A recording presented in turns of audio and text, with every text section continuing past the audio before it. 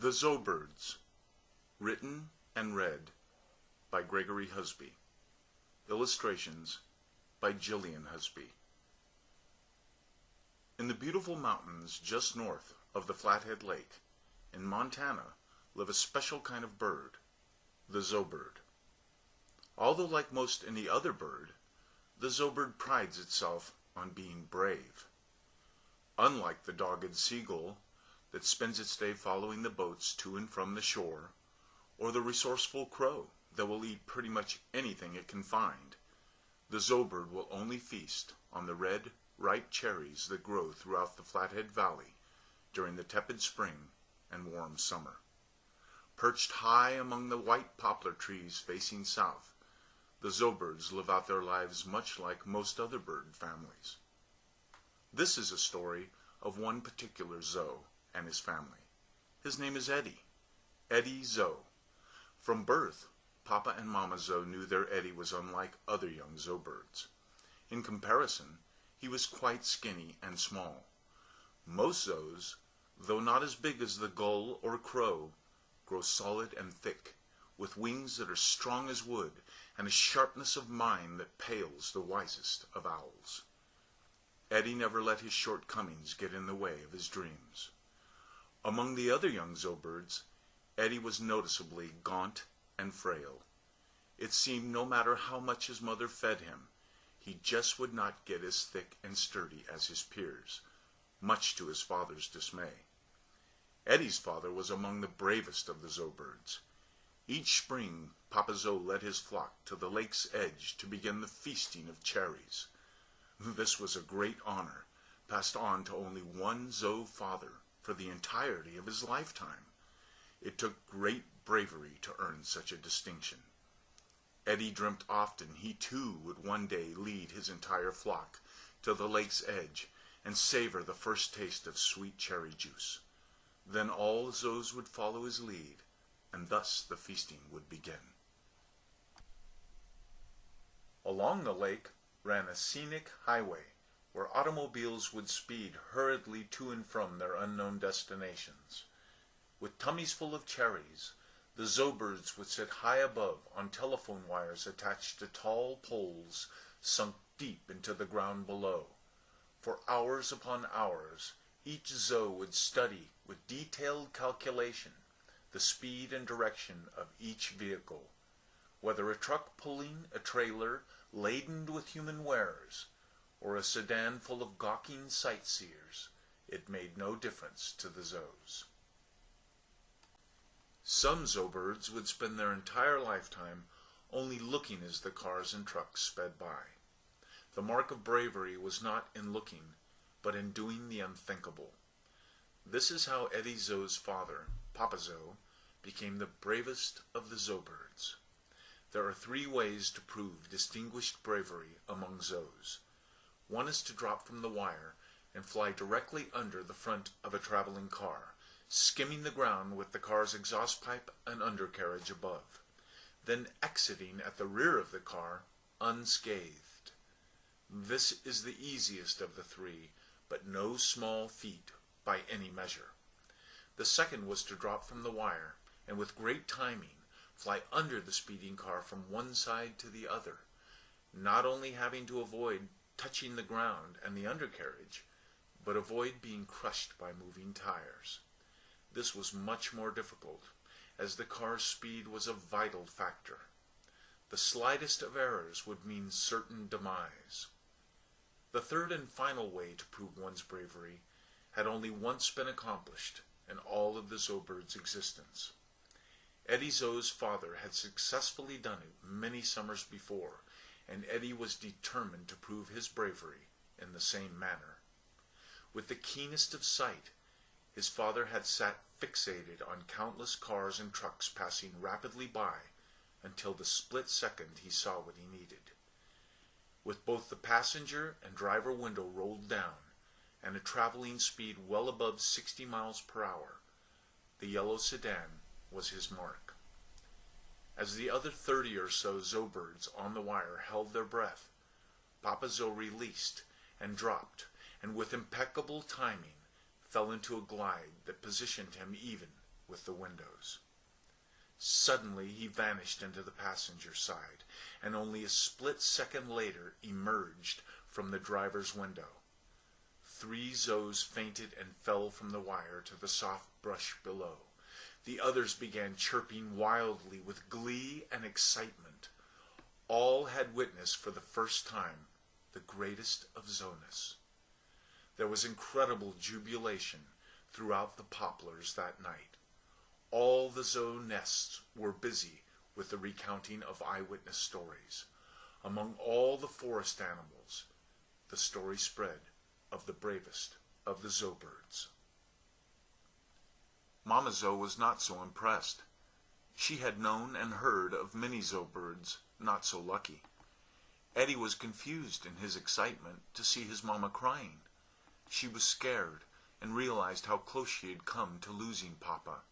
You see, Mama Zoe's father had been taken from her when she was young in his attempt to prove his bravery. Mama Zoe had promised herself that Eddy or his sister Emma would not attempt any of the 3 tests of bravery. Eddy, however, knew his destiny. The year had been good. Cherries had been bountiful, and the weather unseasonably warm. As fall and winter approached, cherry skins had been carefully stored throughout the nests, and were in abundance in anticipation of the oncoming cold.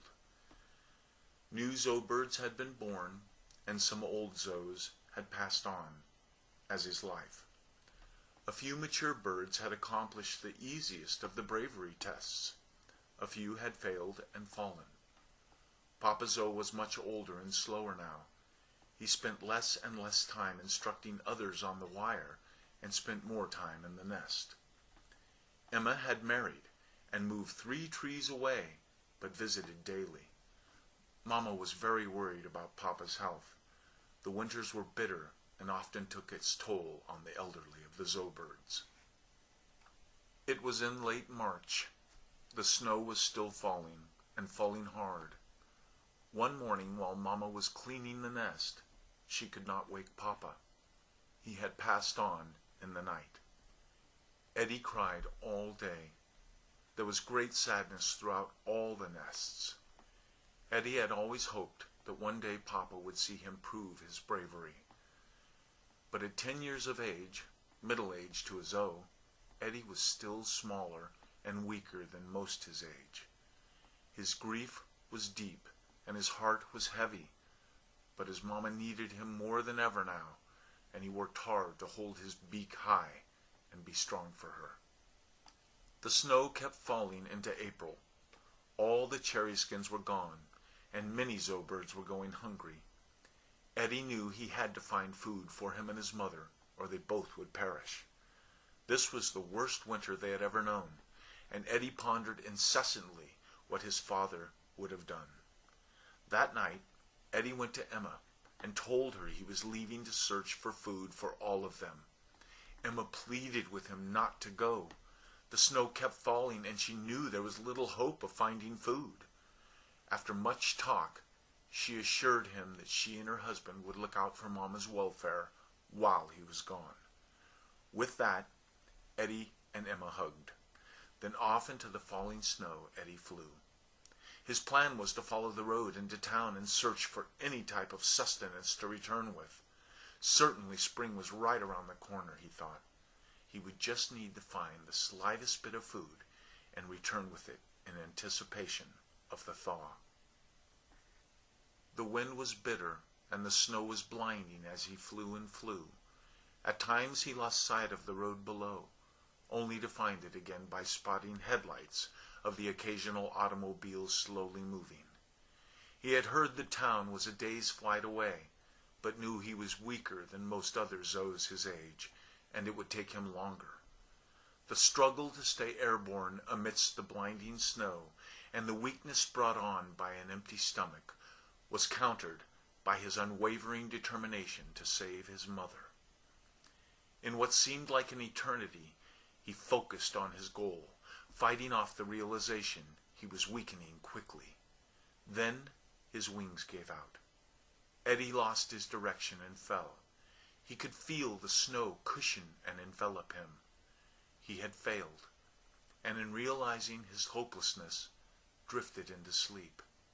His last thought was something he remembered his father had told him. Honorable intentions never guarantee success, but one must try. "Papa, Mama," he said softly. The bald eagle spread his wings softly across Eddy.